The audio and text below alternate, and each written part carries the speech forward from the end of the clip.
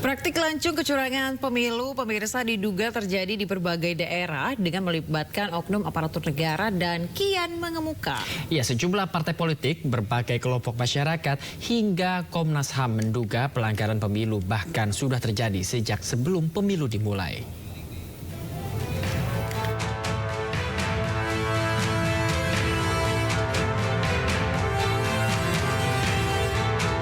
Komnas HAM menyatakan ada belasan aparatur negara di berbagai daerah yang diduga tidak netral dalam pemilu 2024. Pertama, ada 12 kepala desa di Kecamatan Buduran, Kabupaten Sidoarjo, Jawa Timur yang menyatakan dukungan ke salah satu peserta pemilu.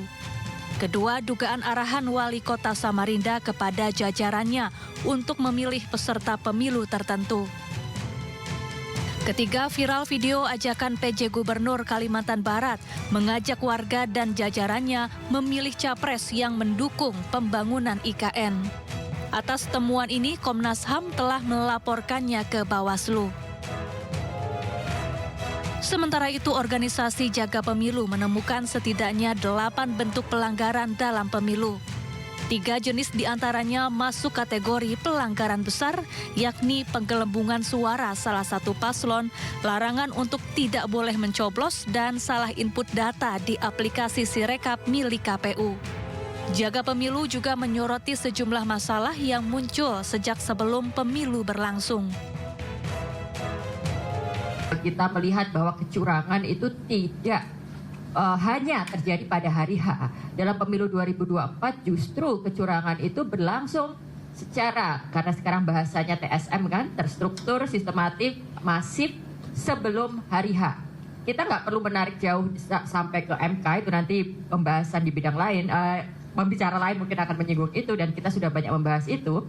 Tapi dari riset kami seminggu sebelum pemilu saja kita sudah melihat bagaimana otoritas lingkungan terlibat, bagaimana lurah, kepala desa, RT, RW, itu juga aparat kepolisian itu terlibat untuk memenangkan paslon tertentu.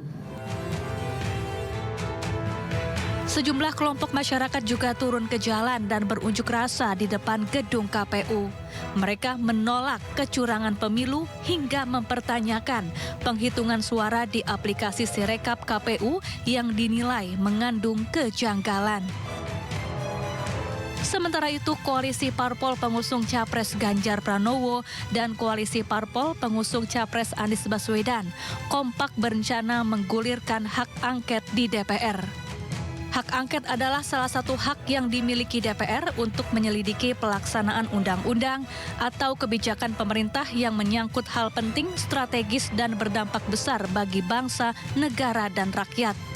Hak angket diharapkan bakal membuktikan dugaan kecurangan pemilu. Sebelumnya, DPP PDI Perjuangan dan DPP PKS juga telah menyurati Ketua KPU yang berisi penolakan penghitungan suara di aplikasi Sirekap. Tim Liputan iNews melaporkan.